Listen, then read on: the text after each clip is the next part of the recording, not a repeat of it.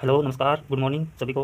दोस्तों, आपका हमारे चैनल निकटवर्ष में बहुत ही स्वागत और अभिनंदन। दोस्तों, हमने पिछले वीडियो में सिंधु घाटी सभ्यता स्टार्ट कर दी थी। सिंधु घाटी सभ्यता के 2 पार्ट हो चुके हैं और अगर अभी तक आपने वो नहीं देखे तो ये देख लीजिएगा, और आपको ताकि अगला ये जो आपका आज का पार्ट रहने वाला है सिंधु घाटी सभ्यता का, ये आपको समझ में आ सके। मैं बता दूं कि ये नोट्स किस लेवल के बनाए गए हैं। तो ये रीड है, सेकंड ग्रेड लेवल है, फर्स्ट ग्रेड लेवल, इन सबका जो एक निर्मित रूप है वो ये नोट्स में ऐड किया गया है। और ये नोट्स जो एनसीईआरटी और जो गणपत राजपुर सर है उनका जो नोट्स थे उनका जो मिश्रित रूप है ये है सिंधु घाटी सभ्यता हमारी। सिंधु घाटी सभ्यता के बारे में हम पहले उसकी खोज की कहानी वगैरह, उसका नामांकन है, उसका स्वरूप है, उसका विस्तार वगैरह हमने पढ़ रखा है। और विस्तार तो हमें आगे देखेंगे, लेकिन आज हम देखते हैं सिंधु सभ्यता का कालक्रम।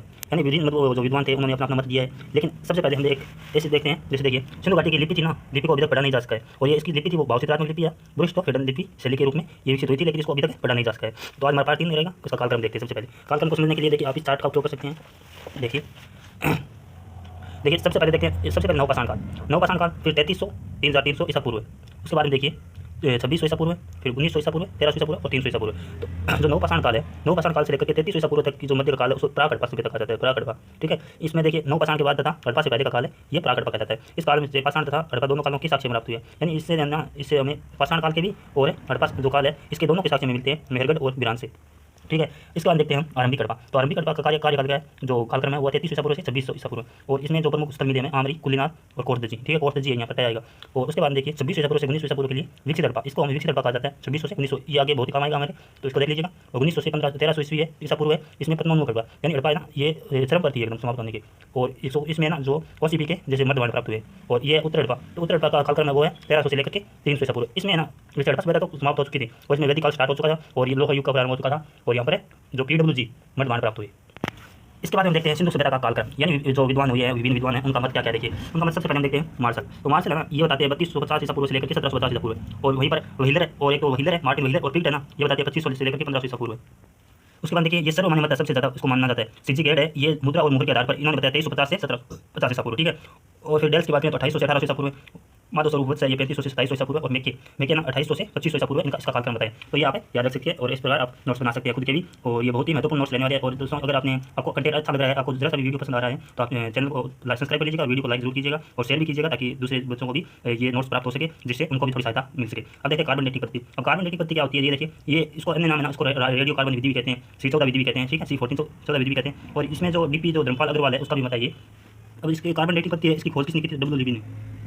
भारत में प्रयोग इसका भंडार कर शोध संस्थान में हुआ, ठीक है। इसने कालक्रम क्या माना है सिंधु घाटी सभ्यता को, इसने माना है कि 3300 से लेकर के 1300 ईसा पूर्व, यानी संपूर्ण सभ्यता विकसित कब हुई थी, 3300 ईसा पूर्व से लेकर के 1300 ईसा पूर्व तक है प्रमुख, मतलब ये सिंधु घाटी सभ्यता का कालक्रम पूरा निश्चित बताया। और विकसित यानी बहुत ही मतलब ज़्यादा चरम पर। और विकसित कब हुई थी, तो 2600 से लेकर के 1900 ईसा पूर्व विकसित सभ्यता से हमने पहले भी देखा। इसमें देखिए ये विकसित थी ना 2600 से लेकर के 1900। और अगर पूरी बात 3300 से लेकर के ये यहाँ पर 1300 ईसा पूर्व, इसके बीच के जो ये सिंधु घाटी सभ्यता, ये सिंधु घाटी सभ्यता का कालक्रम निर्धारित किया गया। तो आप देख सकते हैं। और सर्वमान्य होते हैं 2350 से 1750 ईसा पूर्व। और वर्तमान समय से लगभग 4800 वर्ष पुराना है लगभग ये सभ्यता। इसमें हमें लगभग देखिए 2025 और इसमें 2300 ईसा पूर्व जो पिछले है वो इसको ऐड कर देंगे, तो लगभग 4800 वर्ष पुराना ये सभ्यता हुआ है। इसके बाद देखिए सिंधु घाटी सभ्यता का उद्भव, यानी इसको किसने बसाया था। जो प्रमुख रूप से मत दिए गए हैं वो एक तो विदेशी मत दिए गए, एक स्वदेशी मत। विदेशी मत में देखिए इसने कहा है कि भाई जो विदेशी लोग हैं उन्होंने कहा है कि ये मेसोपोटामिया से विकसित हुई है, यानी जो मेसोपोटामिया सभ्यता थी इसके समकालीन, उसके लोग है ना इसको विकसित करके गए यहाँ से। तो इसके समर्थक थे, प्रमुख रूप से समर्थक देखिए मार्शल, व्हीलर, गार्डन चाइल्ड, क्रेमलर, DD कोसाम्बी और HD सांकलिया। तो ये यहाँ पर याद रखिएगा, बहुत ही इंपॉर्टेंट नोट्स है। और स्वदेशी मत इसमें देखिए आर्यों द्वारा विकसित की गई, जो द्रविड़ थे, द्रविड़ थे, उनके द्वारा विकसित की गई। और पूर्व संस्कृतियों का विकसित रूप, ये सर्वमान्य मत है, ठीक है ना, पूर्व संस्कृतियों का विकसित रूप। अब आगे देखते हैं कि ये जो विदेशी मत माना है इन्होंने कि भाई मेसोपोटामिक लोगों ने इसको विकसित किया। तो इसके निम्न तक दिए गए क्या क्या समानताएं थी उनमें। तो लोहे से दोनों को जो ये थे अनभिज्ञ थे, यानी लोहे का ज्ञान नहीं था इन दोनों सभ्यताओं को, जो मेसोपोटामिया और सिंधु घाटी सभ्यता, इनको लोहे का ज्ञान नहीं था। दोनों में लिपि का उपयोग हुआ है और ईंटों का उपयोग हुआ है। जल निकासी, एक दूसरे के साथ व्यापार करना, दोनों कांस्य का प्रयोग करते थे। बलूचिस्तान के जो चबूतरे हैं और जो मेसोपोटामिया के जो जिगुरात है वो एकदम इनमें समानता पाई गई है। इस कारण इसको मतलब अन्नागार जो साहित्य में समानता है। तो ये सब है, इस समानता के कारण इसको कहा जा सकता है कि भाई इन लोगों ने ये कहा कि मेसोपोटामिया सभ्यता जो है वो विदेशियों ने या मेसोपोटामिया के लोगों ने इसको विकसित किया है।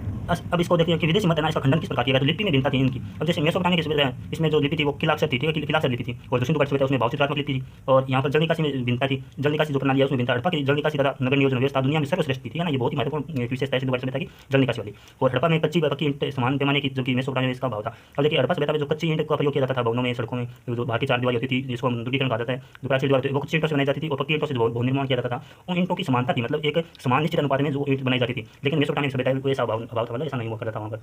अब देखिए स्वदेशी मत में देखते हैं कि आर्य द्वारा विकास किया गया इसका। तो इसका समर्थन कौन करते हैं देखिए, एक तो SN राव, BB लाल और लक्ष्मण स्वरूप वत्स और TN रामचंद्रन और जो कुशालकर है और KN शास्त्री, ये सब कहते हैं कि भाई आर्य द्वारा विकसित की गई है। तो आर्य द्वारा विकसित की गई है, तो इसके जो निम्न तर्क दिए गए हैं वो देखते हैं कि इसमें कहा गया है कि ऋग्वेद में उल्लेखित असुर ने इसका विकास किया। मतलब ऋग्वेद में उल्लेखित है एक असुर था, असुर नाम का व्यक्ति था, उसने यहाँ पर इसको विकसित किया। ये कौन कौन कहते हैं? तो ये तो पुशाल कहते हैं और एक आरपी चंद्रा कहते हैं। अब एक बात और कही है कि हड़प्पा और वैदिक का विस्तार समान था। जो हड़प्पा सभ्यता और वैदिक सभ्यता है इसका जो विस्तार था वो एक समान था, मतलब एक जितनी विस्तार में ये फैली हुई थी। ये कौन किसने कहा? बिबिलाल ने कहा।